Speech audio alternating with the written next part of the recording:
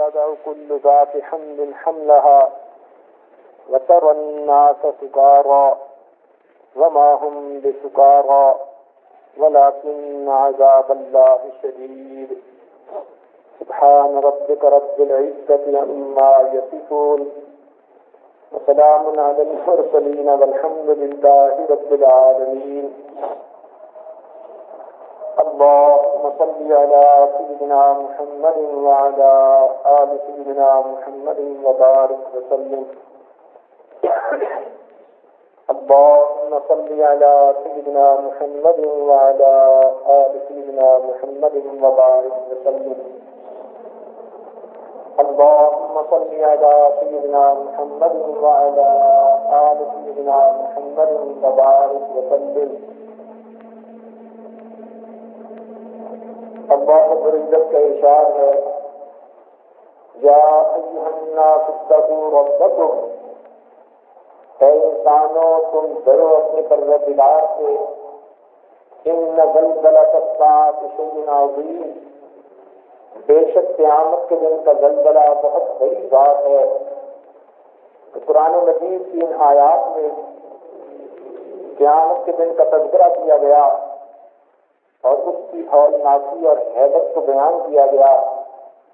فرمایا گیا کہ اس دن کی ہیبت اس قدر ہوگی کہ اس دن دودھ پلانے والی اپنے دودھ پینے والوں کو بھول جائے گی اور حاملہ عورت اپنے حمل کو گرا رکھے گی۔ ان دو باتوں سے اس دن کی ہیبت کا صحیح اندازہ لگایا جا سکتا ہے۔ قیامت کے دن کا تصور پہلے مذاہب میں بھی رہا ہے، لیکن جتنی تفصیل دین اسلام میں بتلائی گئی اتنی تفصیل کبھی نہیں ہوگی۔ اور یہ ایک اصولی بات ہے کہ اگر انسان کو یہ احساس ہو کہ مجھے میرے کیے کا بدلہ ملے گا، اچھا عمل کروں گا تو نیکی کا خیر کا بدلہ ملے گا، برا عمل کروں گا تو مجھے سزا ملے گی، تو پھر انسان نیک بن کر رہنے کی کوشش کرتا ہے۔ اور اگر اس کو پتا ہو کہ میں جو کر رہا ہوں کوئی نہیں پوچھنے والا، تو پھر اس کی حالت یہی ہوتی ہے اکبر عیش کوش کے عالم دوبارہ ہے۔ اکبر تم عیش کر لو کہ یہ دنیا پہ نہیں آئے گی، تو وہ پھر دنیا میں لطف اور مزے لیتا ہے، اس بات کو بھول جاتا ہے کہ قیامت کے دن مجھ سے پوچھ گچھ بھی ہوگی۔ تو عقل بھی بتاتی ہے اور عدل کا تقاضا بھی یہی ہے کہ روز جزا ہونا چاہیے۔ اللہ رب العزت قرآن مجید میں ارشاد فرماتے ہیں ام حسب الذین اجترحوا السیئات ان نجعلهم کالذین آمنوا وعملوا الصالحات سواء محیاهم ومماتهم ساء ما یحکمون۔ کیا گمان کرتے ہیں یہ لوگ جو گناہ کرنے والے ہیں کہ ان کو ہم بنا دیں گے ان لوگوں کی مانند جو ایمان لائے اور انہوں نے نیک اعمال کیے۔ سواء محیاهم ومماتهم، ان کا جینا اور ان کا مرنا ایک جیسا ہوگا، ہرگز نہیں، یہ کتنا برا سوچتے ہیں۔ معلوم ہوا جس کی زندگی محمود اس کی موت بھی محمود، اور جس کی زندگی مذموم اس کی موت بھی مذموم۔ یہ کیسے ممکن ہے انسان فاسق و فاجر جیسی زندگی گزارے اور قیامت کے دن اس کو جنید و بایزید کی صف میں کھڑا کر دیا جائے؟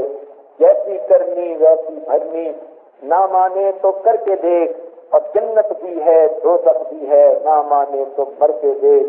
تو ہمیں چاہیے کہ ہم قیامت کے دن کو ہر وقت یاد رکھا کریں، جو کام بھی کر رہے ہوں سوچا کریں اے انسان تیرا اٹھنے والا ہر قدم یا تجھے جنت کے قریب کر رہا ہے یا تجھے جہنم کے قریب کر رہا ہے۔ ہم ہر دن میں اپنا محاسبہ کیا کریں، ہم جنت کماتے پھرتے ہیں یا دوزخ جو ہے اپنے اوپر دوزخ کی آگ کو واجب کرتے پھر رہے ہیں۔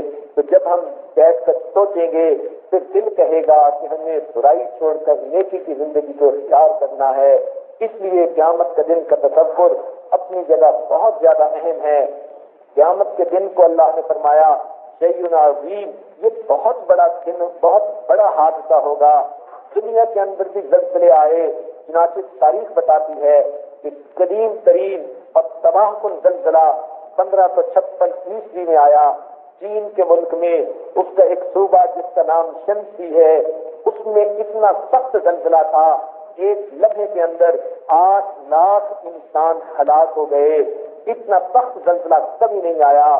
لیکن اگر یہ دنیا کا زلزلہ ہے جس میں زمین تھوڑی سی ہلا دی گئی، اتنے لوگ مر گئے، تو جس دن زمین کو اتنا گھما دیا جائے گا کہ یہ پھیل جائے گی، آسمان کی کھال پھینک لی جائے گی، ستارے ٹوٹ جائیں گے، سورج چاند گہن لگ جائے گا اور روئی کی ڈالوں کی طرح پہاڑ اڑتے پھریں گے، اس دن کی ہیبت کا ہم کیا اندازہ لگا سکتے ہیں؟ عجیب ہے۔ اسی لیے اللہ رب العزت نے فرمایا اذا السماء انفطرت واذا الكواكب انتثرت واذا البحار فجرت واذا القبور بعثرت۔ تو ان الفاظ کے ساتھ قیامت کے دن کا تذکرہ کیا گیا، بلکہ اللہ رب العزت نے قسمیں کھا کر قیامت کے دن کی اہمیت کے بارے میں بتلایا۔ قرآن مجید فرما دیا گیا، سورہ ذاریات میں اللہ تعالیٰ نے 4 مرتبہ قسمیں کھا کر قیامت کا تذکرہ کیا، سورہ مرسلات میں 5 مرتبہ قسمیں کھا کر فرمایا انما توعدون لصادق، کہ تم سے جو وعدہ قیامت کے دن کا کیا گیا وہ وعدہ سچا ہے۔ سورہ یونس میں اللہ تعالیٰ ارشاد فرماتے ہیں ای وربی انہ لحق۔ تو جب پروردگار عالم قسمیں کھا کر فرما رہے ہیں تو معلوم ہوا کہ وہ دن بہت اہم دن ہے۔ بلکہ اللہ تعالیٰ فرماتے ہیں اس دن کے بارے میں کہ نبأ عظیم، اے محبوب یہ آپ سے اس دن کے بارے میں پوچھتے ہیں جو بہت بڑا دن ہے۔ سچی بات تو یہی ہے کہ بڑے جب کسی چیز کو بڑا کہیں تو وہ بہت بڑی ہوا کرتی ہے۔ جب پروردگار عالم اس دن کو نبأ عظیم کہے تو معلوم ہوا کہ وہ بہت بڑی بات ہوگی۔ ہمیں دنیا کے اندر کتنی خبریں پہنچی، یہ خبر بھی ملی کہ فرشتوں نے آدم علیہ السلام کو سجدہ کیا، ابلیس نے انکار کیا۔ یہ بھی ملا کہ حضرت آدم علیہ السلام نے جو شجر ممنوعہ کی طرف ہاتھ بڑھا لیا، کھا لیا، جس کی وجہ سے ان کو زمین پر بھیجا گیا، 300 سال تک وہ زمین پر رو کر معافی مانگتے رہے، بالآخر اللہ نے ان کی اس بھول کو معاف فرما دیا۔ ہمیں یہ بھی خبر ملی ان کے 2 بیٹوں میں سے ایک نے دوسرے کو قتل کر دیا، اس کو سمجھ نہیں لگتی تھی کہ لاش کو کیسے دفن کرے، ایک کمرے نے اس کو سمجھایا کہ کس طرح دفن کیا جاتا ہے۔ یہ بھی خبر ملی کہ حضرت نوح علیہ السلام کی قوم پر طوفان بھیجا گیا، اتنا سخت تھا کہ جس نے ساری دنیا کے انسانوں کو غرق کر کے رکھ دیا سوائے ان کے جو ان کی کشتی میں ان کے ساتھ تھے۔ یہ بھی خبر ملی کہ بعض انبیاء کرام پر دین کے بارے میں اتنی سختیاں آئیں ان کے جسم کو آروں کے ساتھ چیر کر ٹکڑے کر دیا گیا۔ یہ بھی خبر ملی بعض انبیاء کرام کو لوہے کی کنگھیوں کے ساتھ ان کے جسم کے گوشت کو ہڈیوں سے جدا کر دیا گیا، اتنی سختیاں ان کے اوپر آئیں۔ یہ بھی خبر ملی سیدنا ابراہیم علیہ السلام کو آگ کے اندر 40 دن تک رہنا پڑا۔ یہ بھی خبر ملی کہ حضرت ابراہیم علیہ السلام کو اپنے بیٹے کو قربان کرنے کا حکم ملا۔ یہ بھی خبر ملی کہ حضرت موسیٰ علیہ السلام اور جادوگروں کا مقابلہ ہوا اور جادوگروں کو اللہ نے ایمان کی توفیق بخشی۔ یہ بھی خبر ملی کہ بالآخر فرعون کو غرق کیا گیا اور اللہ نے اس کے بدن کو سلامت رکھنے کا وعدہ فرما دیا۔ یہ بھی خبر ملی کہ فرعون نے اپنی بیوی کو لٹا کر اس کے ہاتھ اور پاؤں میں میخیں گاڑ کر اس کے جسم کی کھال کو زندہ حالت میں اتار لیا تھا اور اللہ کی اس بندی کو اللہ نے ایمان پر استقامت عطا فرما دی تھی۔ یہ بھی خبر ملی کہ حضرت عیسیٰ علیہ السلام کی والدہ پر تہمت لگائی گئی تھی جب ان کی عیسیٰ علیہ السلام کی ولادت ہوئی اور بالآخر عیسیٰ علیہ السلام نے گواہی دی، اپنی والدہ کی پاک دامنی کی۔ اور یہ بھی خبر ملی کہ حضرت یوسف علیہ السلام پر بھی الزام لگایا گیا، چھوٹے بچے نے پاک دامنی کی گواہی دی۔ یہ بھی خبر ملی کہ حضرت عیسیٰ علیہ السلام کو آسمان پر اٹھا لیا گیا اور پھر اس امت کے اندر اللہ رب العزت ان کو دوبارہ بھیجیں گے اور وہ نبی علیہ السلام کا امتی بن کر رہنے کا شرف حاصل کریں گے۔ یہ بھی خبر ملی کہ اس کائنات پر اللہ رب العزت نے اپنے محبوب کو بھیجا اور انہوں نے اس کائنات کو اپنے وجود کے ساتھ زینت بخشی۔ ان کے صحابہ کی قربانیوں کی باتیں پہنچی، بدر حنین کی، احد اور خندق کی باتیں ہم تک پہنچی، نبی اسلام کے معراج کی خبریں ہم تک پہنچی۔ اس دنیا کے اندر ہمیں یہ اتنی بڑی بڑی خبریں قرآن کی روح سے، حدیث کی روح سے ملی، مگر یہ تمام خبریں اپنی جگہ اہم ہیں۔ ایک خبر ان سب سے زیادہ اہم ہے کیونکہ اللہ رب العزت اس خبر کو نبأ عظیم فرما رہے ہیں. تو جب اللہ تعالیٰ اس کو بڑی بات کہیں تو معلوم ہوا اس جیسی خبر تو اور کوئی نہیں، وہ سب سے بڑی خبر ہے، اہم ہے. کیوں؟ اس لیے کہ اپنے کیے کا اس دن حساب دینا پڑے گا. لہذا اللہ رب العزت نے اس کو قیامت کے دن کو نبأ عظیم کہہ کر اس کی اہمیت کو 4 چاند لگا دیے اور بتلا دیا کہ لوگوں تمہیں دنیا کے اندر رہ کر آخرت کو سامنے رکھ کر زندگی گزارنی چاہیے. اس طرح انسان کے اندر تکبر ختم ہو جاتا ہے، اور جو انسان آخرت کو یاد نہیں کرتے، قرآن مجید نے فیصلہ دے دیا والذین لا یؤمنون بالآخرہ، جو لوگ قیامت کے اوپر یقین نہیں رکھتے، قلوبہم منکرۃ، ان کے دل اس بات کا انکار کرتے ہیں، وہم مستکبرون، اور وہ بڑے متکبر ہیں. لہذا یہ انسان کا تکبر ہے جس کی وجہ سے وہ انسان دنیا کے اندر منمانی کرتا ہے، کہنے کو انسان ہوتا ہے، حقیقت میں حیوان بلکہ حیوانوں سے بھی بدتر ہوا کرتا ہے. اس کے عملوں پر تو حیوان بھی شرما جایا کرتے ہیں. پروردگار نے فرما دیا اولئک کالانعام بل هم اضل اولئک هم الغافلون، یہ تو جانور ہیں بلکہ جانوروں سے بھی بدتر ہیں. یہ لوگ ہیں جو غفلت کی زندگی گزارنے والے ہیں. اسی لیے انسانوں کو حیوانوں نے اتنا نقصان نہیں پہنچایا جتنا برے انسانوں نے اپنے ہاتھوں سے پہنچا دیا ہے. تو برا انسان تو حیوان سے بھی بڑھ کر درندہ ہوا کرتا ہے. اس لیے جب قیامت کے دن کا یقین ہوگا، احساس ہوگا کہ مجھے ہر عمل کا بدلہ دیا جائے گا، تو پھر انسان برائی کو چھوڑ کر، منمانی کو چھوڑ کر حدود و قیود کی زندگی کو گزارنا پسند کرے گا، عدل و انصاف کی زندگی کو ترجیح دے گا، لوگوں کو جو ہے لوگوں کے حقوق کی رعایت کرے گا، بندوں کو بندہ سمجھے گا، انسانوں کو انسان سمجھے گا. قیامت کے دن کا یہ تصور انسان کے نیک بننے کے اندر بڑا اہم کردار ادا کرتا ہے.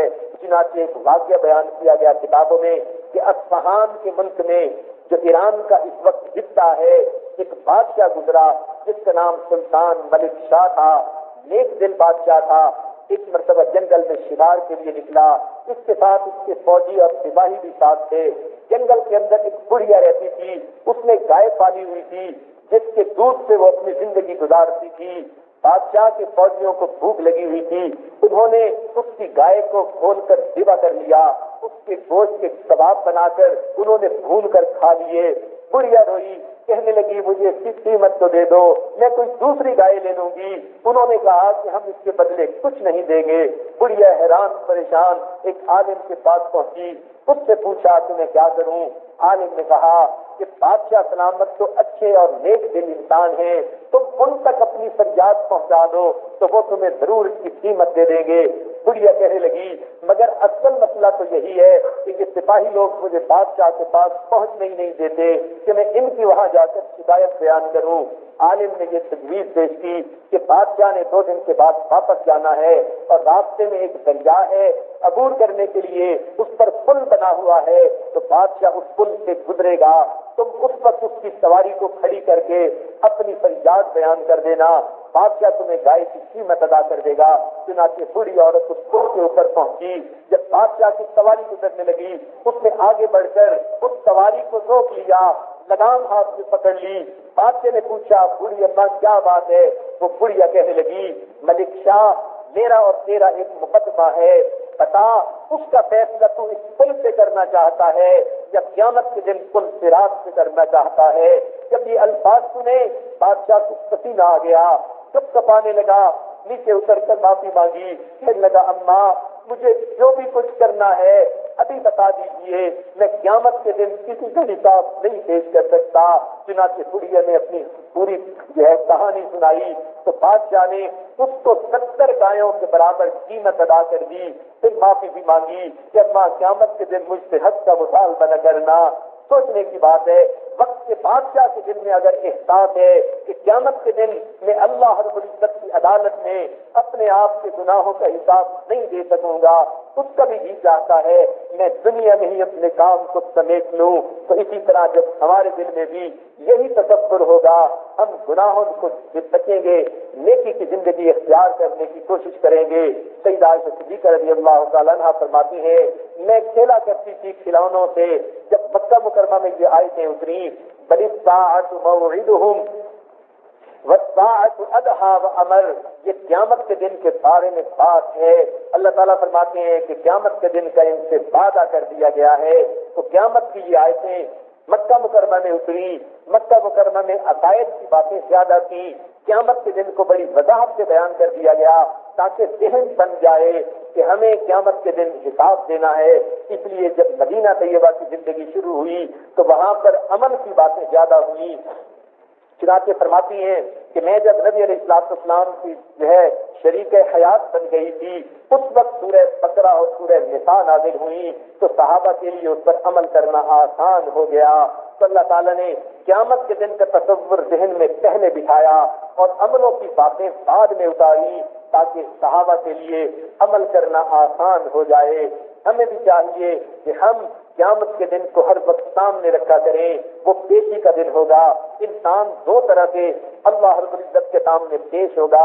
اگر تو نیکوکاری پر زندگی گزاری تو قیامت کے دن اللہ کا دوست بن کر پیش کیا جائے گا، استقبال ہوگا، یہ مشق کے ٹیلوں پہ سیر کرے گا، عرش کا سایہ اس کے اوپر ہوگا اور قیامت کے دن کی ہولناکی کا پتہ ہی نہیں چلے گا۔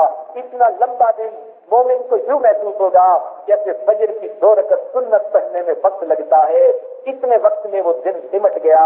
لیکن کافروں کے لیے تو وہ بڑا بھاری دن ہوگا، بڑا سخت دن ہوگا، بڑا مشقت اور ہیبت والا دن ہوگا۔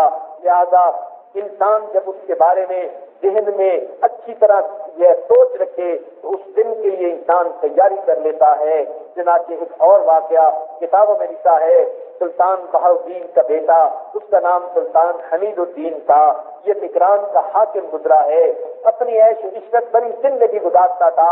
اس زمانے میں پرفیوم تو ہوتی نہیں تھی، روم فریشنر نہیں ہوتے تھے، تو بادشاہوں کے لیے جب بستر سجائے جاتے تھے تو ان کے دونوں طرف پھولوں کو رکھ دیا جاتا تھا، جسے پھولوں کی تیج کہا جاتا تھا۔ ایک خادمہ زینت اس کا نام ہے، وہ بستر روز بنایا کرتی تھی، اس کام سے اس کی ڈیوٹی لگی ہوئی تھی۔ ایک دن جب اس نے بستر بنایا، پھولوں کی تیج بچھائی تو سوچ آئی کہ میں دیکھوں تو صحیح کہ یہ کیسی ہے۔ چنانچہ وہ خود اس تیج کے اوپر لیٹی، خیال تو تھا کہ میں ذرا چند لمحے لیٹ کر دیکھوں تو صحیح یہ کیسی ہے، لیکن جب لیٹی تو تھکی ہوئی تھی، نیند آ گئی، گہری نیند سو گئی۔ حتیٰ کہ بادشاہ جب اپنے کمرے میں سونے کے لیے آیا، اس نے دیکھا اس کے گھر کی خادمہ اس کے بستر کے اوپر لیٹی ہوئی ہے، تو بادشاہ کو بڑا غصہ آیا۔ اس نے اس کو بالوں سے پکڑ کر زور سے اٹھایا، اس کے منہ پہ رخسار سے 2-4 تھپڑ لگائے اور کہا کہ تیری اوقات کیا ہے کہ تو میرے بستر پر آ کر لیٹے۔ وہ لڑکی رونے لگ گئی لیکن چپ ہو گئی۔ بادشاہ کو محسوس ہوا اس کا چپ ہونا کوئی معنی خیز بات ہے۔ اس نے ڈانٹ کر پوچھا روئی کیوں ہے؟ کہنے لگی کہ آپ نے مجھے مارا، تکلیف ہوئی، میری آنکھوں سے آنسو بے اختیار نکل آئے۔ بادشاہ نے کہا پھر جلدی چپ کیوں ہو گئی؟ تو وہ کہنے لگی بادشاہ سلامت مجھے ایک بات ذہن میں آئی۔ پوچھا کون سی بات؟ کہنے لگی ذہن میں یہ بات آئی بادشاہ سلامت میں اس بستر پر تھوڑی دیر کے لیے سوئی ہوں اور مجھے اتنی سزا ملی ہے، خیال آیا آپ تو روزانہ اس سے سوتے ہیں تو پھر قیامت کے دن آپ کا حساب کیا ہوگا؟ وہ یہ عورت بات کر کے چلی گئی لیکن بادشاہ کی تو نیند غائب ہو گئی۔ ساری رات کروٹیں بدلتا رہا، نیند نہ آئی، ذہن میں یہ بات گھومتی رہی کہ واقعی مجھے دنیا کی ناز و نعمت کا حساب دینا پڑے گا۔ لہذا نگران سے چل کر یہ پھر اب لاہور پہنچے۔ وہاں ان کے نانا جن کا نام سید احمد توختہ رحمت اللہ علیہ تھا، ان سے آ کر انہوں نے بیعت کی، نیکی کی زندگی اختیار کی، اتنے متقی پرہیزگار بن گئے حتیٰ کہ ان کو سلسلہ شتاریہ کے اندر اجازت و خلافت مل گئی اور یہ اپنے وقت کے شیخ طریقت بن گئے۔ تو دیکھیے ایک بات میں جو قیامت کے دن کا تصور تھا اس شخص کی زندگی کو بدل کے رکھ دیا۔ کہاں تخت پر بیٹھتا تھا اور کہاں اللہ نے اس کو مسند ارشاد پر بٹھا کر لوگوں کی دعوت و ارشاد کا کام اس سے لے لیا۔ تو انسان قیامت کے دن کو اچھی طرح یاد رکھے۔ قرآن مجید میں قیامت کے کئی نام بتائے گئے، جو چیز جتنی اہم ہوتی ہے اس میں مختلف نام ہوتے ہیں تاکہ اچھی طرح اس کی وضاحت ہو سکے۔ اللہ تعالیٰ نے اس کو یوم عسیر کہا، یہ سختی کا دن ہوگا کافروں کے لیے. یوم الحسرہ کہا، حسرت کا دن ہوگا. یوم التغابن کہا، تغابن کا مطلب فیصلہ. یوم یجمعکم لیوم الجمع ذالک یوم التغابن، یہ جمع کرنے کا دن ہوگا. کیا مطلب؟ اے انسان، اس دن یا تو زندگی کی بازی جیت جائے گا یا پھر زندگی کی بازی ہار جائے گا. تو قیامت کا دن ہمارے لیے ہار جیت کا دن ہوگا. یوم الطلاق، وہ قیامت کا دن اللہ سے ملاقات کا دن ہوگا. یا دوست بن کر ملاقات ہوگی یا مجرم بن کر ملاقات ہوگی. اس لیے اس کے مختلف نام رکھے گئے. یوم الفصل بھی کہا گیا، یوم التناد بھی کہا گیا، الغاشیہ، العاصفہ، یہ مختلف نام ہیں قیامت کے دن کی وضاحت کے لیے، جو اہمیت بیان کرنے کے لیے جو کہے گئے. یہی تو وجہ تھی کہ صدیق اکبر رضی اللہ تعالیٰ عنہ جب قیامت کے دن کو یاد کرتے تھے اور پرندے کو دیکھتے فرماتے طوبیٰ لک یا طائر، اے پرندے تجھے مبارک ہو کہ قیامت کے دن تجھ پہ حساب نہیں ہوگا. پھر فرماتے کہ مجھ سے تو حساب لیا جائے گا. فرماتے اے کاش میں کسی مومن کے بدن کا بال ہوتا، اے کاش میں کوئی پرندہ ہوتا، اے کاش میں گھاس کا تنکا ہوتا. کبھی فرماتے اے کاش مجھے میری ماں نے جنا ہی نہ ہوتا. بلکہ امام ربانی مجدد ثانی رحمۃ اللہ علیہ نے اپنے مکاتیب میں یہ حدیث کی سند کے ساتھ روایت کی ہے کہ نبی علیہ الصلوۃ والسلام بھی بعض اوقات آخرت کی پیشی کو سامنے رکھ کر فرمایا کرتے تھے یا لیت رب محمد لم یخلق محمدا، اے کاش محمد صلی اللہ علیہ وسلم کا پروردگار محمد صلی اللہ علیہ وسلم کو پیدا ہی نہ کرتا.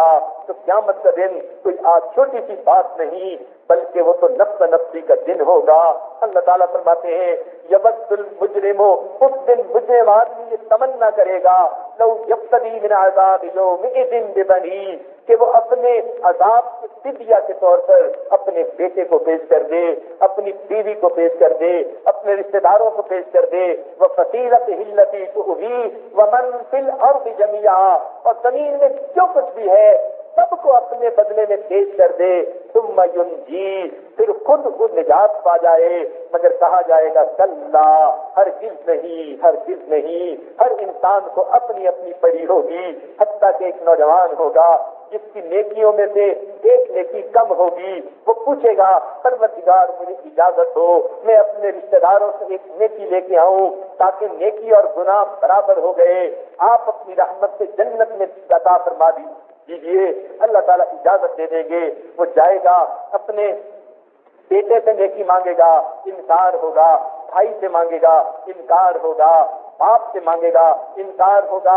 حتیٰ کہ بیوی کے پاس جائے گا، کہے گا دیکھ میں تیرا شریک حیات ہوں، میں دنیا میں تیرے لیے کتنے پیسے خرچ کرتا تھا، تیرے آرام کا خیال کرتا تھا، تیری خوشی میری خوشی اور تیرا غم میرا غم ہوتا تھا، اس لیے میں نے اتنے اچھے سلوک کے ساتھ زندگی گزاری. تو میرے ان احسانات کا بدلہ اتنا تو دے دو کہ مجھے ایک نیکی دے دو. بیوی انکار کر دے گی. وہ کہے گا تو عبادت کیا کرتی تھی، عبادت گزار تھی، تیرے پاس نیکیوں کے انبار لگے ہیں اور میں تیرا شامل ہوں، ایک نیکی دے دو. مگر بیوی انکار کر دے گی. وہ بڑا حیران ہوگا، مایوس ہوگا، لیکن دل میں امید کی ایک کرن باقی ہوگی. سوچے گا ایک ہستی دنیا میں ایسی تھی جس کو میں ماں کہتا تھا، وہ مجھ پر قربان ہوئی جاتی تھی، وہ تو مجھے دھوپ میں کھڑا دیکھ نہیں سکتی تھی، آج جہنم میں جاتے کیسے دیکھ سکے گی. میں اس کے پاس جاتا ہوں اور اماں سے میں ایک نیکی مانگ لیتا ہوں. چنانچہ ماں کے پاس آئے گا، کہے گا میری امی میں آپ کے دروازے پر آج بھکاری بن کے آیا ہوں، فریادی بن کے آیا ہوں، جھولی پھیلائے کھڑا ہوں. امی اپنے بیٹے کو ایک نیکی دے دیجئے، آپ کے پاس نیکیوں کے انبار لگے ہیں، مجھے ایک نیکی کم ہونے کی وجہ سے جہنم میں ڈال دیا جائے گا، ایک نیکی دے دیجئے.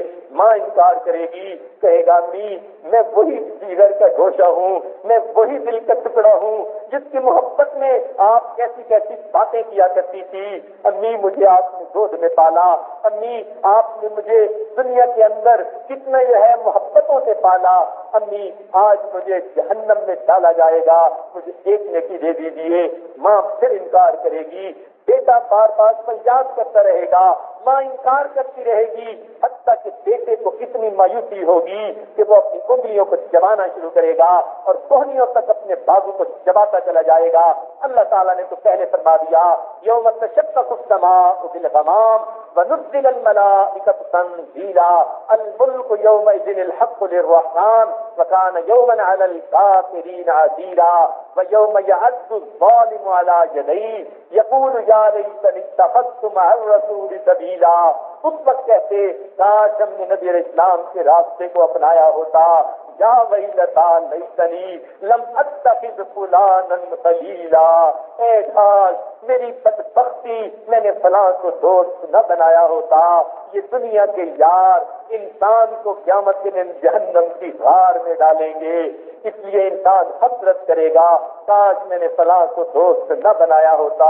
دنیا میں سوچ سمجھ کر دوست بنایا کرو، نیکوں کو اپنا دوست بناؤ تاکہ نیکی کی طرف لے جائیں۔ اگر دوست برے بن گئے وہ انسان کے لیے بہکنے کا سبب بن جائیں گے، اللہ سے اسے دور کر دیں گے۔ قیامت کے دن انسان حسرتیں کرے گا لم اتخذ فلانا خلیلا، کاش میں نے فلاں کو دوست نہ بنایا ہوتا۔ لقد اضلنی عن الذکر بعد اذ جاءنی وکان الشیطان للانسان خذولا۔ تو کتنے لوگ ہوں گے جو اپنی غلط دوستیوں کے بدلے قیامت کے دن جہنم کا ایندھن بنا دیے جائیں گے۔ اس لیے قیامت کا دن نفس نفسی کا دن ہوگا۔ اللہ تعالیٰ نے تو پہلے خبر دے دی، سچے پروردگار نے سچے کلام نے بتلا دیا یوم یفر المرء من اخیہ وامہ وابیہ وصاحبتہ وبنیہ، تو یہ سب رشتہ دار لوگ اس سے دور بھاگیں گے۔ اللہ تعالیٰ فرماتے ہیں ولا تزر وازرۃ وزر اخری، کوئی بندہ کسی دوسرے کا بوجھ اس سے نہیں اٹھائے گا۔ اگر وہ کسی کو بلائے گا بھی صحیح تو کوئی اس کے پاس نہیں آئے گا۔ لہذا جب ہمیں اپنا بوجھ خود اٹھانا ہے ہم سوچ سمجھ کر عمل کریں۔ دنیا میں ہم سے تو چند کلو کا بوجھ سر سے نہیں اٹھایا جاتا، تو قیامت کے دن یہ گناہوں کے پہاڑوں کا بوجھ کیسے اٹھا سکیں گے؟ اس لیے آج دن ہے کہ ہم نیکی کی زندگی گزاریں۔ قیامت کے دن اللہ تعالیٰ نیکوں اور بروں کو جدا کر دیں گے، اعلان کر دیا جائے گا وَامْتَازُوا الْيَوْمَ أَيُّهَا الْمُجْرِمُونَ، اے مجرموں میرے نیک بندوں سے جدا ہو جاؤ۔ چنانچہ رات سے جدا کر دیے جائیں گے۔ ایک ماں کے دو بیٹے، ایک گھر میں زندگی گزارنے والے، ایک دکان پر بیٹھنے والے، ایک نمازی ہوگا، دوسرا بدماشی کی زندگی گزارے گا، پھر تو فجور کی زندگی گزارے گا۔ قیامت کے دن دونوں کی منزلیں جدا ہوں گی، دونوں کے راستے جدا ہوں گے۔ تو قیامت کے دن اللہ تعالیٰ نیکوں اور بروں کے اندر فرق کر دیں گے، ان کو اپنی اپنی منزل ملے گی۔ پھر ایسے بھی انسان ہوں گے جو قیامت کے دن اپنی غفلتوں بھری زندگی کو لے کر آئیں گے، لیکن اللہ کے حضور کہیں گے اے اللہ یہ آپ کے فرشتوں نے تو گناہ لکھ دیے، میں نے اتنے گناہ تو نہیں کر دیے۔ شاید وہ یہ سمجھیں گے ہم آج بھی ٹھگی کر لیں گے جس طرح دنیا میں کر لیا کرتے تھے۔ اللہ رب العزت اس وقت ان کے جو ہے منہ کے اوپر جو ہے وہ سیل لگا دیں گے، الیوم نختم علی افواہہم، ان کے منہ کے اوپر اللہ تعالیٰ اس دن مہر لگا دیں گے، وتکلمنا ایدیہم، ان کے ہاتھ اللہ سے کلام کریں گے، وتشہد ارجلہم، اور ان کی رانیں اللہ کو گواہی دے گی کہ دنیا میں وہ کیا کرتوت کرتے پھرے تھے۔ تو اس وقت جب انسان کے جسم کے اعضاء گواہی دیں گے یوم تشہد علیہم سمعہم وابصارہم، جب ان کے کان، ان کی آنکھیں، جسم کے اعضاء گواہی دیں گے، وہ حیران ہو کر پوچھیں گے لما شہدتم علینا، او میرے اعضاء میرے خلاف کیوں گواہیاں دے رہے ہو؟ میں تو تمہارے مزوں کی خاطر گناہ کیا کرتا تھا۔ تو جب یہ کہیں گے تو وہ آگے سے جواب دیں گے انطقنا اللہ، اللہ نے ہمیں کلام کرنے کی توفیق بخشی، الذی انطق کل شیء، وہ ذات جس نے ہر چیز کو گویا کر دیا۔ اللہ تعالیٰ نے قرآن میں فرما دیا کہ وما کنتم تستترون ان یشهد علیکم سمعکم ولا ابصارکم ولا جلودکم، اور تم تو دنیا کے اندر اپنے جسم کے اعضاء سے پردہ ہی نہیں کیا کرتے تھے، ہم گناہوں کو کرتے ہوئے جسم کے اعضاء سے پردہ کیسے کر سکتے ہیں؟ تو یاد رکھیے انسان کے اعضاء اللہ رب العزت کی خفیہ پولیس ہے، یہ گناہ کرتے ہوئے ہمیں دیکھ رہی ہے، قیامت کے دن اس نے رپورٹ پیش کر دینی ہے، سچ سچ بولے گی، ہمارے خلاف گواہی دے گی، اور ہم اپنے اعضاء کی گواہی کے بدلے پھر قیامت کے دن جکڑ لیے دیے جائیں گے، اس لیے گناہ کے لیے قدم انسان نہ اٹھائے۔ ایسا نہ ہو کہ قیامت کے دن اللہ کا عذاب آئے، بلکہ نیکی کرے تاکہ آزاد نیکی کے بعد ہے اللہ سے مجھے ملاقات کرنی ہے۔ اللہ تعالیٰ فرماتے ہیں ایسا نیک بندہ فَهُوَ فِي عِيشَةٍ رَاضِيَةٍ، وہ نیکی کی جو ہے وہ جگہ، وہ اچھی جو ہے جگہ پر ہوگا جہاں اس کو دل خوش ہو جائے گا۔ اور کچھ ایسے لوگ ہوں گے جن کے بائیں ہاتھ میں نام اعمال دیا جائے گا، وہ کہے گا جو ہے وہ کہے گا کہ کاش کہ مجھے یہ نام اعمال نہ ملتا، میری جو ہے حالانکہ انی سلطانیہ، اور میری دنیا کی چودراہٹ بھی چھن گئی۔ اللہ فرمائیں گے خذوہ فغلوہ ثم الجحیم صلوہ ثم فی سلسلۃ ذرعہا 70 ذراعا فاسلکوہ، چنانچہ اس کو کئی کئی زنجیروں کے اندر باندھ دیا جائے گا، پھر اس کو قیامت کے دن سزا دی جائے گی، اتنی سخت سزائیں ہوں گی، انسان پریشان ہوگا۔ چنانچہ ایک کتاب کسی نے لکھی، عنوان اس کا عجیب رکھا، لکھنے والے نے اس کا عنوان لکھا، اس نے جہنم سے پہلا خط، اور کتاب میں لکھا کہ جیسے ایک جہنمی کو جو کچھ پیش آئے گا گویا وہ آنکھوں دیکھا حال بیان کر رہا ہے۔ تو اس نے بڑی عجیب عجیب باتیں لکھی۔ ایک بات تو یہ بھی لکھی کہ جہنمیوں کو اس دن بھوک لگے گی، اتنی بھوک لگے گی کہ وہ اللہ تعالیٰ سے کھانا مانگیں گے، چنانچہ ان کو ڈبے ملیں گے جیسے دنیا کے اندر پیکڈ فوڈ کے ڈبے ہوا کرتے ہیں، تو وہ اس ڈبے کو دیکھ کر خوش ہونے لگیں گے کہ ہمیں کھانے کو کچھ مل گیا۔ لیکن جیسے ہی وہ ڈبے کو کھولیں گے تو اس کے اندر ایک ناگ اژدہا ہوگا، وہ پھنکارے گا اور اس بندے کے ساتھ لپٹ جائے گا اور اس کو کاٹے گا، اس کی پریشانی اور بڑھ جائے گی، حتیٰ کہ اس کو پیاس لگے گی، پانی مانگے گا۔ تو اس وقت اللہ تعالیٰ کی طرف سے ایسے کچھ چیز ہوگی کہ ان کو محسوس ہوگی جیسے ہمارے اوپر بادل آ گئے۔ اس بادلوں کو دیکھ کر وہ جو ہے مطمئن ہونے لگیں گے کہ ہمیں ابھی پانی برسے گا، پیاس ختم ہو جائے گی، لیکن تھوڑی دیر کے بعد ان بادلوں کے اندر میں سے بچھوؤں کی بارش کی جائے گی اور وہ بچھو اس کے جسم پر لپٹ جائیں گے، اس طرح جس طرح شہد کے چھتے کے اوپر شہد کی مکھیاں بیٹھی ہوتی ہیں، پورے جسم پر اتنے بچھو لپٹ جائیں گے اور سب بچھو ایک وقت میں اسے کاٹیں گے، اور کتنی تکلیف ہوگی، پورے جسم کے اندر سوئیاں چبھ رہی ہوں گی۔ یہ کیوں سزا ملے گی؟ یہ بندہ دنیا میں زنا کا مرتکب ہوتا تھا اور اس کے جسم کا ایک ایک روآں اور ٹیشو وہ جو ہے لطف اٹھاتا تھا۔ قیامت کے دن اب اس کی سزا مل رہی ہے، جسم کے ہر جگہ کے اوپر اللہ تعالیٰ بچھوؤں کے ڈنگ لگوا رہے ہیں، تیرا جسم لذتیں بھی ایسا لیتا تھا، آج تجھے سزا بھی ایسی دی جائے گی۔ تو قیامت کے دن کی ہولناکی کا کیا کہنا، اس دن کو انبیاء کرام تھراتے ہوں گے۔ چنانچہ شیخ عبد القادر جیلانی رحمۃ اللہ علیہ نے لکھا کہ جب قیامت کے دن سب لوگ کھڑے ہوں گے، اللہ تعالیٰ حضرت عیسیٰ علیہ السلام کو بلائیں گے اور ان سے پوچھیں گے۔ قرآن پاک میں فرما دیا یوم یسأل الصادقین عن صدقہم، قیامت کے دن اللہ تعالیٰ سچوں سے ان کی سچائی کے بارے میں پوچھے گا۔ تو جب سچوں کو اللہ تعالیٰ ان کو خود سچا بھی کہہ رہے ہیں اور یہ بھی فرماتے ہیں ان کی سچائی کے بارے میں پوچھیں گے، تو سوچنے کی بات ہے پروردگار جب آپ ان کو سچا خود کہہ رہے ہیں، فرماتے ہیں ہم سچوں سے ان کی سچائی کے بارے میں پوچھیں گے، تو اللہ پھر ہم جیسے جھوٹوں کا کیا حال ہوگا؟ اس دن ہم کس حال میں آپ کے سامنے شرمندہ کھڑے ہوں گے؟ چنانچہ قیامت کے دن عجیب دن ہوگا۔ اللہ تعالیٰ عیسیٰ علیہ السلام سے پوچھیں گے اَأَنْتَ قُلْتَ، کیا آپ نے یہ کہا تھا لِلنَّاسِ اتَّخِذُونِی وَأُمِّیَ إِلَٰہَیْنِ مِن دُونِ اللَّہ؟ عیسائی لوگ کہیں گے کہ اللہ ہمیں تو عیسیٰ علیہ السلام نے کہا تھا مجھے اللہ کا بیٹا بنا لو، میری امی کو اللہ کی بیوی بنا لو، اس لیے ہم تو تثلیث کے قائل تھے۔ جب وہ یہ بات کریں گے اللہ تعالیٰ تو حقیقت حال کو جانتے ہیں، پھر بھی عیسیٰ علیہ السلام سے پوچھیں گے اَأَنْتَ قُلْتَ، کیا آپ نے یہ کہا تھا؟ شیخ عبد القادر جیلانی رحمۃ اللہ علیہ لکھتے ہیں جب اللہ تعالیٰ جلال کے عالم میں پوچھیں گے حضرت عیسیٰ علیہ السلام سے اَأَنْتَ قُلْتَ، کیا آپ نے یہ کہا تھا؟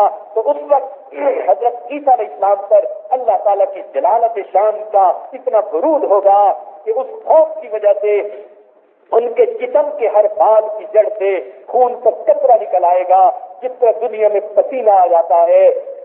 انبیاء کرام سب ہوں گے۔ اللہ تعالیٰ نے پوچھا اَأَنْتَ قُلْتَ، کیا آپ نے یہ کہا تھا؟ تو جب انبیاء کرام سب ہوں گے اس دن ہم اپنے اپنے بارے میں سوچے.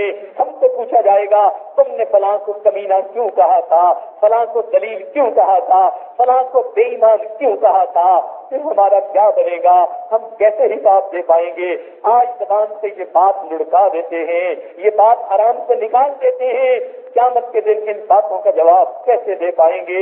آج وقت ہے ان گناہوں سے سچی توبہ کر کے اللہ سے اپنی غلطیوں کی معافی مانگ لیجئے, ورنہ قیامت کے دن تو ہم جواب نہیں دے سکیں گے.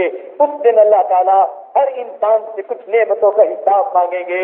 فرمائیں گے اے میرے بندے بتا, تو نے دنیا میں کھانا کھایا تھا, تم نے جو روٹی کھائی تھی اس روٹی کا حساب دو. اور فرمائیں گے وماء فراہ یشربہ, وہ پانی جو لذت والا تھا تم نے اس کو بھی پیا تھا. وثوب یواری عورتہ, اور لباس جس سے تم اپنے جسم کو ڈھانپا کرتے تھے. وبیت یسکنہ, وہ گھر جس میں تم زندگی گزارتے تھے. فی الحر والبرد, سردیوں میں اور گرمیوں میں. ان چار نعمتوں کا حساب دے دو. ہم کیسے حساب دے سکتے ہیں؟ قیامت کے دن ایک آدمی کہے گا اللہ میں نے تو اتنی نیکیاں کی, آپ کی سب نعمتوں کا حساب دے دیا. اللہ تعالیٰ اپنی جو ہے تو اپنی قدرت سے اس کو پیاس لگا دیں گے. اتنی پیاس لگے گی حتیٰ کہ وہ برداشت سے باہر ہوگی, پانی طلب کرے گا. ایک فرشتہ آئے گا پانی کا پیالہ لے کر, یہ بندہ کہے گا پانی دے دو. فرشتہ کہے گا اس کے بدلے قیمت دینی پڑے گی نیک اعمال کی حیثیت میں. چنانچہ کہے گا مجھ سے لے لو جو قیمت لینا چاہتے ہو. کرتے کرتے ایک پیالے کے بدلے میں یہ ساری زندگی کے اعمال دینے پر تیار ہو جائے گا. جب توبہ کر لے گا اللہ تعالیٰ فرمائیں گے میرے بندے تو کہتا تھا میں نے تیری نعمتوں کا حق ادا کر دیا, اور میرے بندے تیری ساری زندگی کی نیکیاں میرے پانی کے ایک پیالے کی قیمت نہ بن سکی. اور تو نے تو کتنے پیالے زندگی میں پانی کے پیے, کتنے مشروبات پیے, کتنے پھل کھائے, کتنے میوے کھائے, تو نے میری نعمتوں کا کیسے حق ادا کر دیا؟ تو واقعی قیامت کے دن تو ہم اس کا جواب نہیں دے سکیں گے. ہمیں چاہیے آج ہم اللہ رب العزت سے دعائیں مانگیں, اللہ ہمیں نیکی کی توفیق دے تاکہ ہم ان نعمتوں کا دنیا میں شکر ادا کر جائیں اور قیامت کے دن اللہ اپنی رحمت سے قبول فرما لے. اس لیے قیامت کے دن پھر نیک آدمی کو اللہ سے ملاقات کا شوق ہوگا. اللہ تعالیٰ کے محبوب نے بتلایا من احب لقاء اللہ احب اللہ لقاءہ, جو انسان اللہ سے ملاقات کی محبت رکھے گا اللہ تعالیٰ اس سے بھی ملاقات کی محبت رکھے گا. ومن کرہ لقاء اللہ, اور جو اللہ کی ملاقات کو جو ہے وہ اس سے کراہت کرے گا, کرہ اللہ لقاءہ, اللہ تعالیٰ اس سے ملاقات سے کراہت فرمائے گا. تو مومن اللہ سے ملاقات کا متمنی رہتا ہے. اس لیے فرمایا گیا الموت جسر یوصل الحبیب الی الحبیب, موت ایک پل ہے, ایک دوست کو دوسرے دوست کے ساتھ ملا دیا کرتی ہے. بلکہ ایک حدیث قدسی میں تو یہاں تک فرمایا اللہ تعالیٰ اپنے نیک بندوں کے بارے میں فرماتے ہیں الا طال شوق الابرار الی لقائی, جان لو میرے نیک بندوں کا شوق تیری ملاقات کے لیے بڑھ گیا. وانا الیہم لاشد شوقا, اور میں ان کی ملاقات کے لیے ان سے بھی زیادہ مشتاق ہوں. تو اللہ تعالیٰ اپنے نیک بندوں کی ملاقات کے لیے ان سے بھی زیادہ مشتاق ہے. سبحان اللہ, صرف نیک لوگوں کی قیامت کے دن کیا عزت افزائیاں ہوں گی, اللہ کی طرف سے کیا مہمان نوازیاں ہوں گی. لیکن جب قیامت کے دن کی ابتدا ہوگی اس وقت اللہ تعالیٰ جلال میں ہوں گے, لیکن بعد میں جمال آ جائے, غالب آ جائے گا. جلال کی بھی عجیب کیفیت ہوگی. چنانچہ حدیث پاک میں آتا ہے قیامت کے دن انبیاء اور مرسلین کھڑے ہوں گے, صحابہ تابعین کھڑے ہوں گے, سارے لوگ دنیا کے انسان مرد اور عورتیں, آدم علیہ السلام کی ساری اولاد کھڑی ہوگی. اس وقت اللہ تعالیٰ کی حیثیت کا عجیب عالم ہوگا, سختی ہوگی. صرف ایمان والے لوگ عرش کے سائے کے نیچے ہوں گے. ایک ندا آئے گی حساب دو, جب حساب دو کی آواز آئے گی لوگ کانپ اٹھیں گے, ہم کیسے اللہ کو حساب دے سکتے ہیں. چنانچہ سارے لوگ پریشان ہوں گے.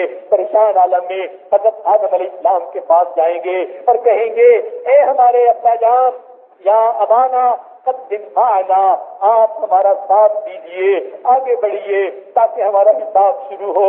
یہ جو قیامت کے دن کی سختی ہے اس سے تو جان چھوٹ جائے.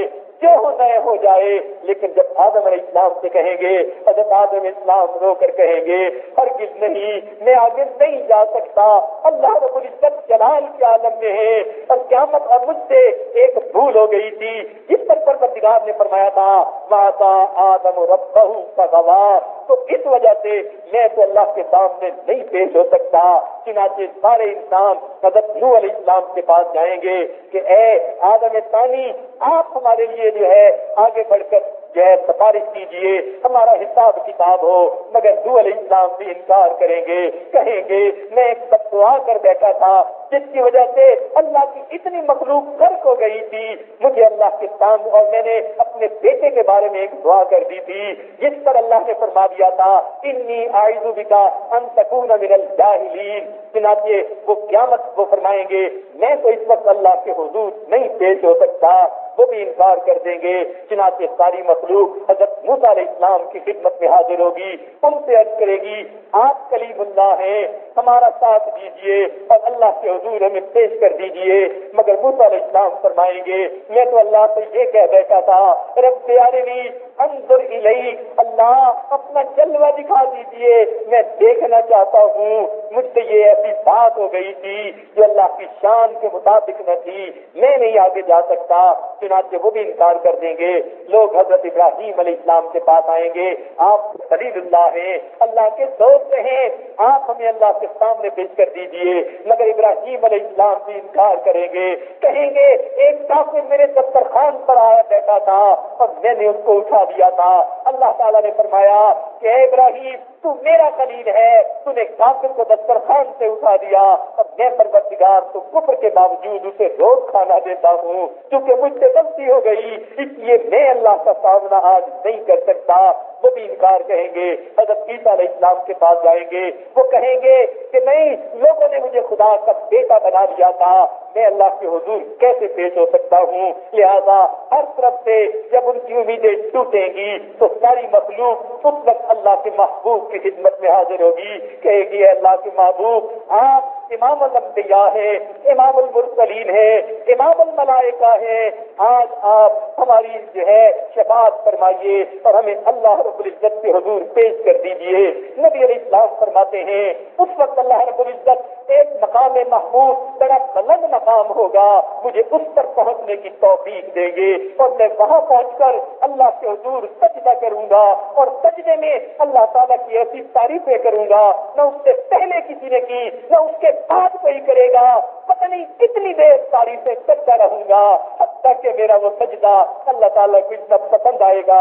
اللہ تعالیٰ فرمائیں گے اے میرے محبوب سجدے سے سر اٹھائیے, وَلَسَوْفَ يُعْطِيكَ رَبُّكَ فَتَرْضَىٰ, اللہ تیرا پروردگار تجھے اتنا دے گا آپ راضی ہو جائیں گے. چنانچہ نبی علیہ السلام کھڑے ہو کر مائیں گے اے اللہ اپنی مخلوق کا حساب کر لیجئے, آج کے دن کی سختی سے یہ بچ جائیں. اللہ تعالیٰ فرمائیں گے پیش کرو کس کا حساب شروع کروں. نبی علیہ السلام حضرت ابوبکر صدیق کو آگے کریں گے, صدیق اکبر رو رہے ہوں گے, کتابوں میں لکھا ہے عرض کریں گے اللہ کے محبوب مجھے اللہ کے حضور پیش نہ کیجئے, میں زیادہ عمر کے بعد بڑھاپے کی عمر میں یعنی ادھیڑ عمر میں مسلمان بنا, میری اول زندگی تو کفر میں گزری, تھوڑی زندگی کے سال اسلام میں گزرے, میں آگے پیش نہیں ہو سکتا. مگر اللہ کے حضور آگے پیش کریں گے. روایت میں آتا ہے جب آگے پیش کریں گے صدیق اکبر بھی سجدے میں گر جائیں گے اور اللہ کے حضور عاجزی اور فریاد کریں گے حتیٰ کہ اللہ رب العزت کا غصہ اللہ تعالیٰ کی خوشی میں بدل جائے گا. پروردگار فرمائیں گے اے میرے یار کے غمگسار, میرے یار کے یار غار, تو بھی سجدے سے سر اٹھا, تیری نیکیاں ہمارے پاس پہنچی, تو نے میرے یار کی رفاقت کا حق ادا کر دیا, آج میں تیرے لیے خوشیوں کی خبر دیتا ہوں. چنانچہ حضرت ابوبکر صدیق رضی اللہ تعالیٰ عنہ کو وَلَسَوْفَ يَرْضَىٰ, اللہ تعالیٰ اتنا دے گا کہ وہ بھی خوش ہو جائیں گے. اس کے بعد نبی علیہ السلام حضرت عمر رضی اللہ عنہ کو اللہ کے حضور پیش کریں گے. حدیث پاک میں آتا ہے جب حضرت عمر رضی اللہ تعالیٰ عنہ پہنچیں گے اللہ تعالیٰ فرمائیں گے السلام علیکہ یا عمر, اے عمر تجھ پر سلامتی ہو. حدیث پاک میں آتا ہے اول من یسلم علیہ رب عمر, اللہ رب العزت جس پر سلام سب سے پہلے کریں گے امتیوں میں سے وہ عمر ہوں گے. یہ ان کی شان کہ وہ اسلام کی شان و شوکت کا ذریعہ بنے تھے، اللہ تعالیٰ اس دن ان کو سلام فرمائیں گے اور ان کا حساب کتاب سے نہیں کیا جائے گا۔ پھر اس کے بعد نبی علیہ السلام حضرت عثمان غنی کو پیش کریں گے۔ حدیث پاک میں آتا ہے کہ نبی علیہ السلام نے ان کے لیے دعا مانگی تھی۔ ایک مرتبہ عید کا دن تھا، نبی علیہ السلام عید کی نماز پڑھنے کے لیے جا رہے تھے۔ سیدہ عائشہ صدیقہ رضی اللہ عنہا نے عرض کیا، اے اللہ کے محبوب کچھ ہمیں عطا کر دیجئے، ہم کچھ خرید کر گھر میں پکا لیں۔ آپ نے فرمایا میرے پاس تو کچھ نہیں دینے کے لیے۔ عرض کیا ہے اللہ کے محبوب اپنے لیے ہمیں ضرورت نہیں، عید کا دن ہے، آج مدینہ کے غربا یتامہ اور بیوائیں وہ ہمارے دروازے پر آئیں گی کچھ لینے کے لیے، اگر ہمارے ہاں ہی کچھ نہیں پکا ہوگا ہم ان کو کیا دے سکیں گے؟ نبی علیہ السلام نے کہا تو کچھ نہیں اس وقت جو میں دے سکوں، اور آپ چلے گئے۔ جب آپ واپس عید پڑھ کر تشریف لائے، دیکھا گھر میں بہت کچھ پکا ہوا ہے اور یتیموں بیواؤں کو بھی مل رہا ہے، تقسیم ہو رہا ہے۔ آپ نے پوچھا عائشہ یہ سب چیزیں تمہیں کہاں سے ملی؟ عرض کیا اللہ کے محبوب جب آپ تشریف لے گئے تو اس کے بعد عثمان غنی رضی اللہ تعالیٰ عنہ نے آپ کی جتنی بیویاں تھیں اتنے اونٹ سامان سے لدے ہوئے بھیجے، سب کو ایک ایک سامان سے لدا ہوا اونٹ تحفے اور ہدیے کے طور پر پیش کیا اپنی ماؤں کی خدمت میں، اور اس میں سے میں نے کچھ پکا دیا۔ نبی علیہ السلام کا دل بہت خوش ہوا۔ نبی علیہ السلام نے اس وقت دعا دی، اے یا رحمان سہل الحساب علی عثمان، اے اللہ قیامت کے دن عثمان کے حساب کو آسان کر دینا۔ چنانچہ جب عثمان غنی لانو پیش ہوں گے اللہ تعالیٰ فرمائیں گے میرے محبوب کی یہ دعا تھی، عثمان میں تیرا حساب نہیں لیتا، اللہ تعالیٰ بلا حساب ان کے لیے جنت عطا فرما دیں گے۔ چنانچہ اس کے بعد حضرت علی لانو کو پیش کیا جائے گا۔ حدیث پاک میں آتا ہے اسرع المحاسبۃ یوم القیامت حساب علی، قیامت کے دن حضرت علی لانو کا حساب سب سے زیادہ جلدی ہوگا، یعنی بس ایک لمحے میں ان کو فارغ کر دیا جائے گا کہ تو نے محبوب کا ساتھ دیا اور ان کے ساتھ ان پر جو ہے ایسے وقت میں ایمان لے آئے کہ جب بچوں میں آپ نے سب سے پہلے اسلام ایمان کو قبول کر لیا تو جب ان صحابہ کے اعمال کو اللہ تعالیٰ دیکھیں گے اللہ تعالیٰ کو اتنا پیار آئے گا، اللہ تعالیٰ کا جلال اللہ کے جمال میں بدل جائے گا۔ اس کے بعد بقیہ امت کی باری آئے گی۔ چنانچہ روایت میں بتایا اللہ تعالیٰ پوری امت کا حساب رحم کے ساتھ آسانی کے ساتھ لیں گے، اللہ کی رحمت غالب آ چکی ہوگی، گناہگاروں کی بخشش ہونے لگ جائے گی، اللہ تعالیٰ اتنے رحیم و کریم اس دن ہوں گے کہ گناہگاروں کے گناہوں کو معاف فرما دینے والے ہوں گے۔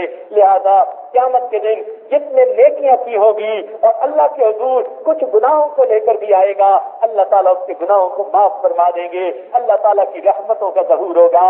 حتیٰ کہ ایسا بھی ہوگا حضرت قاری محمد طیب رحمۃ اللہ علیہ نے لکھا اتنا اللہ تعالیٰ کی رحمت کا ظہور ہوگا حتیٰ کہ ایک لمحہ آئے گا جب شیطان کو بھی یہ امید لگنے لگے گی، وہ بھی سر اٹھا کے دیکھے گا شاید آج میرے بھی گناہوں کو معاف کر دیا جائے۔ تو جس دن شیطان مردود کو بھی امید لگنے لگ جائے گی تو پھر اس دن ہم گناہگاروں کے لیے تو پھر رحمت کا معاملہ ہوگا۔ لہذا میں چاہیے ہم اللہ سے معافیاں مانگتے رہے، نیک اعمال کرتے رہے، قیامت کے دن رحمت کا معاملہ ہو جائے۔ ایسا نہ ہو بدعمالیوں کے سبب موت کے وقت ایمان سے محروم ہو گئے، پھر تو منزل جدا ہوگی۔ اگر ایمان کے ساتھ چلے گئے پھر اللہ تعالیٰ کی رحمت کا معاملہ ہوگا، پھر اللہ تعالیٰ قیامت کے دن ایمان والوں کو بخشیں گے۔ حتیٰ کہ یہاں تک کی کتاب میں لکھا ہے اللہ تعالیٰ ایک فقیر کو کھڑا کریں گے، فرمائیں گے میرے بندے میں نے دنیا میں تیرا رزق تھوڑا لکھا، تجھے جو ہے رزق تھوڑا ملا، تو بوڑھا تھا، بیمار تھا، کمزور تھا، تیرے پاس کچھ اپنا مال پیسہ نہیں ہوتا تھا، تجھے کھانے کے لیے لوگوں کے دروازوں پہ بھیک مانگنی پڑتی تھی، صدا لگانی پڑتی تھی میرے بندے، لیکن پھر بھی تو صبر اور شکر اور نیکی کی زندگی گزارتا رہا۔ میرے بندے میں نے تیرا رزق تھوڑا لکھا، یعنی کتابوں میں لکھا ہے اللہ تعالیٰ اس طرح معذرت کریں گے جس طرح ایک دوست کا کام نہ کر سکنے کی وجہ سے معذرت کرتا ہے۔ اللہ تعالیٰ فرمائیں گے میرے بندے میں نے تیرا رزق تھوڑا لکھا، پھر بھی مجھ سے راضی رہا، پھر بھی تو شاکر رہا، میرے بندے تو تھوڑے رزق پر راضی رہا، میں آج تیرے تھوڑے عملوں پر تجھ سے راضی ہو گیا اور میں تجھے جنت کا عطا کر دیتا ہوں۔ جب اس فقیر کو جنت میں جانے کے لیے کہہ دیا جائے گا تو وہ فقیر پھر اپنی جگہ کھڑا رہے گا۔ اللہ تعالیٰ فرمائیں گے میرے بندے جب تیرے لیے جنتوں کے دروازے کھول دیے گئے کیوں جنتوں میں داخل نہیں ہوتا؟ وہ فقیر کہے گا اللہ مجھے حیا آتی ہے، میں اکیلا جنت میں چلا جاؤں جاؤں، پیچھے وہ لوگ سب کھڑے ہیں جن کے دروازوں پہ میں صدا لگاتا تھا، اللہ کوئی مجھے روٹی کا ٹکڑا دیتا تھا، کوئی کچھ اور دیتا تھا، اللہ دینے والے تو پیچھے کھڑے ہو اور میں لینے والا اکیلا چلا جاؤں۔ اللہ تعالیٰ اس فقیر کی سفارش کو قبول کر کے ہر اس بندے کو بھی جنت بھیجیں گے جس نے اس فقیر کو ایک لقمہ روٹی کا دیا ہوگا۔ اللہ رب العزت کی رحمتوں کا اتنا ظہور ہوگا، کیا بعید ہے اللہ تعالیٰ قیامت کے دن ہم آج ان مسکینوں پر بھی اپنا رحم فرمائے اور ہمیں بھی نیکوں کا ساتھ عطا فرما دے۔ ہم دنیا میں نیکوں کی محفلوں میں بیٹھے، یہ رمضان مبارک کے چند دن ہمارے لیے غنیمت ہے، ہم زندگی کو بدلنے کی کوشش کریں، ان اوقات میں اپنے پروردگار سے دعائیں مانگیں اور دل میں عہد کریں پروردگار آئندہ نیکوکاری کی زندگی عطا فرما۔ قیامت کے دن یہ وقت ہمارے لیے ذخیرہ آخرت بن جائے گا اور اللہ تعالیٰ اس کے سبب قیامت کے دن ہمیں جہنم سے بری فرما دیں گے۔ اللہ تعالیٰ ہمارے یہاں بیٹھنے کو، کہنے سننے کو قبول فرما لے اور ہمیں اپنے پسندیدہ بندوں میں شامل فرمائے۔ وآخر دعوانا ان الحمد للہ رب العالمین۔